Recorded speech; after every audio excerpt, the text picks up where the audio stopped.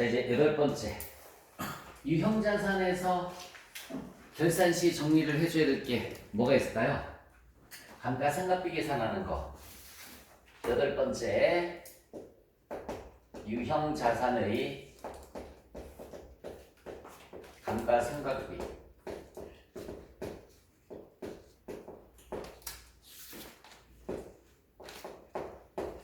자, 다시 한번 말씀드릴게요. 결산정리사항 이제 투자자산 다음에 유형자산입니다.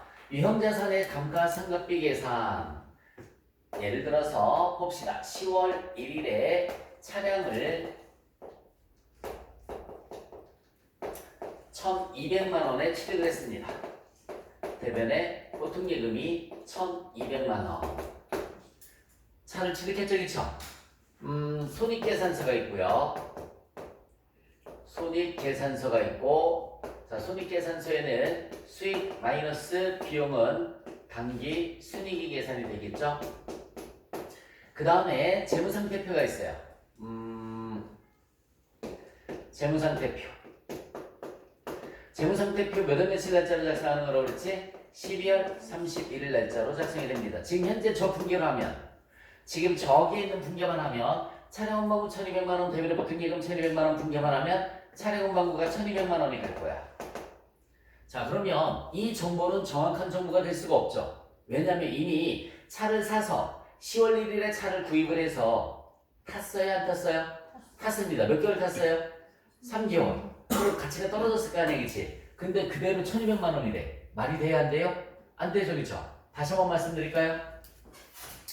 10월 1일에 차를 사서 이미 3개월을 운행을 했는데도 불구하고 재무상태표에는 새 차 가격 그대로 가 있지, 그치?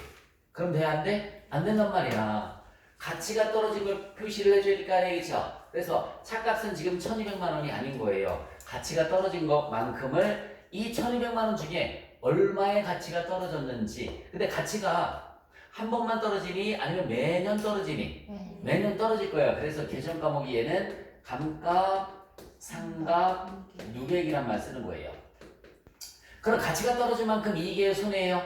손해니까는 비용 처리가 돼야 되겠지, 그치? 여기에는 비용에는 뭐가 가면 될까요? 감가, 상각비가 가면 되겠죠. 그래서 결론이 12월 31일에 이런 분계가 나타나야 되는 거야. 차변에 감가, 상각비, 대변에는 약자로 쓸게요. 감가, 상각, 누계액. 이런 분계가 나타나야 되고 이 금액을 계산을 할 수 있어야 되겠죠, 그쵸?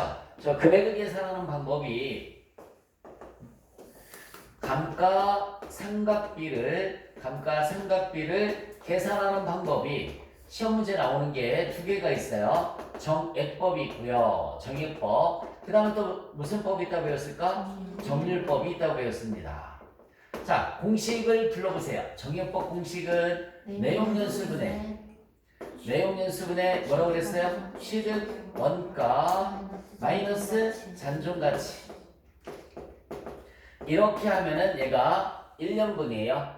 1년분 감가 상각비가 계산이 되는 겁니다. 공식은 될 수 있으면 암기를 하고 있는 게 좋겠죠? 그 다음에 이제 정률법 공식은 취득원가 마이너스 뭐 했었어요? 감가 상각 누계 곱하기 정률을 해주시면 역시 마찬가지 1년분 감가 상각비가 계산이 되는 거야. 1년분 감가 상각비가 계산이 되는 거야. 우리 정의법을 한번 해볼까요? 정의법으로다가 내용연수는 5년으로 가정을 할게요. 내용연수는 5년. 제가 그냥 가정하는 거야. 5년. 취득원가 얼마? 1,200. 일반적으로 잔존가치는 없습니다. 뭐 있으면 써주면 되는 거고요. 그러면 감가상각비가 얼마라고 계산이 되지? 240만 원 계산이 되죠? 맞아요? 얘가 몇 년분이에요? 1년분. 근데 몇 개월밖에 사용을 안 했어요? 3개월밖에. 그럼 곱하기 12분의 3. 이렇게 계산하는 것을 우리는 월할 상각한다라는 말을 쓰는 거예요. 월할 상각한다라고 합니다. 그래서 취득한 연도에는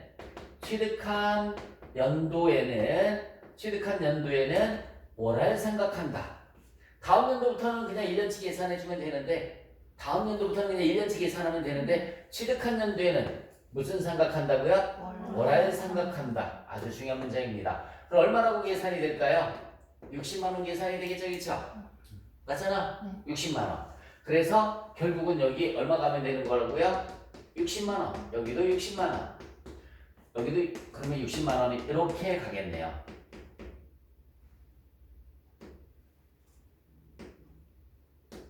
그죠? 60만 원. 그러면은 차값은 얼마가 되는 거예요? 1140만 원이 되는 거죠. 차값은 1140만 원. 우리는 요 금액을 뭐라고 하느냐면 미삼각자네. 아직 삼각하지 않았다라고 해서 미삼각자네. 또 다른 말로 장부가액이라는 말을 씁니다. 이런 표현도 알고 계셔야 되고요. 자, 다시 한번 말씀드릴게요. 결산대 어쨌든 감가상각비 이렇게 계산해서 분개할 수 있으면 되는 거야. 요렇게 표시가 되면 이건 정확한 정보가 아니라고 했죠. 말도 안 되는 소리야. 차 산지 3개월씩이나 지났는데 가치가 떨어졌는데, 그치? 가치가 떨어지면은 그만큼 이득이야, 손해야? 손해잖아요. 그래서 가치가 떨어진 금액을 계산을 해서 반영을 해줘야 되겠죠. 그러면 1200 중에 이만큼 가치가 떨어졌구나. 가치가 떨어진 만큼 비용 처리해야 되겠죠. 감가상각비라는 비용으로 처리를 해주는 겁니다. 때문에 결산시가 되면 차별의 감가상각비 때문에 뭐라고 그랬어요? 감가상각무게 이렇게 분개를 반드시 해줘야 되고, 감가상각비를 계산하는 방법 중 정의법과 무슨 법? 정률법이 시험 문제에 나오는 거예요. 네, 정의법 공식은 내용연수분에 뭐라고 그랬습니까? 최대원가 마이너스 잔존가치. 몇 년치가 나오는 거라고요? 1년치. 그래서 이렇게 요번 연도에 취득한 거 계산할 때는 곱하기 12분의 몇 개월 해서 월할 생각을 해줘야 된다. 그래서 이걸 우리는 취득한 연도에 뭐 한다? 월할 생각한다 라는 말을 쓰는 겁니다. 정렬법 공식은 취득원가 마이너스 감가상각무게 곱하기 정렬 이렇게 해서 계산을 해주시면 되고요. 됐습니까? 저게 그래서 결산 시에 유형자산의 체크사항입니다. 감가상각비 계산하는 방법이었어요.